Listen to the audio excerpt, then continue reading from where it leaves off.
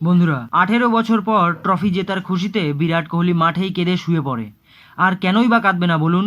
17 বছর পর 18 বছরে এসে ব্যাঙ্গালোর ট্রফি জিতলো। ব্যাঙ্গালোরের ট্রফি জেতায় গোটা ভারতবর্ষ এমনকি গোটা বিশ্ব খুশিতে আত্মহারা। আর কাল যখন আমি বিরাট কোহলিকে কান্না করতে দেখি, তখনই আমি বুঝে গেছিলাম যে বিরাট কোহলির জন্য এই ট্রফি কতটা ইম্পর্টেন্ট ছিল।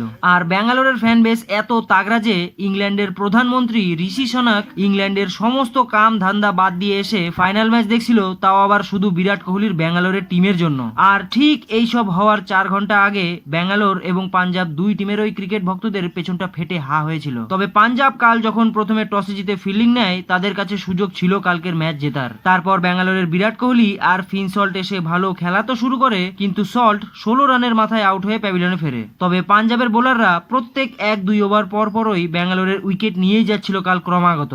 আর এই রকম প্রেসারে বিরাট কোহলি, যে টেস্ট ক্রিকেট থেকে সন্ন্যাস নিয়েছে, সে হঠাৎ করে টি-20তে টেস্ট খেলা শুরু করে দেয়। কিন্তু তারপরেও বিরাট কোহলি কাল 43 রান করে ব্যাঙ্গালোরের হাইয়েস্ট স্কোরারও হয়। তবে এটা মানতেই হবে যে প্রথম ইনিংসে পাঞ্জাব ব্যাঙ্গালোরের হাওয়া টাইট করে রেখেছিল। আর শেষ ওভারে অর্শদীপ সিং 3 উইকেট নিয়ে ব্যাঙ্গালোরকে 190 রানে আটকে দেয়, যার কারণে ব্যাঙ্গালোর 191 রানের টার্গেট দেয় পাঞ্জাবকে। আর কালকের ম্যাচের 190 রান ব্যাঙ্গালোরের নরেন্দ্র মোদী স্টেডিয়ামে এখনো পর্যন্ত করা সব থেকে কম রান ছিল।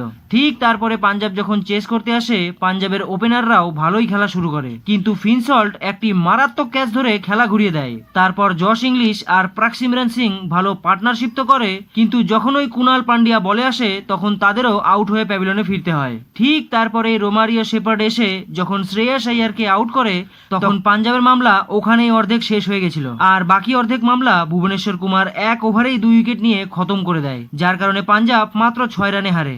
কিন্তু আসল কথা এটাই যে পাঞ্জাব কাল 6 রানে নয়, 3 ওভার আগেই ম্যাচ হেরে গিয়েছিল।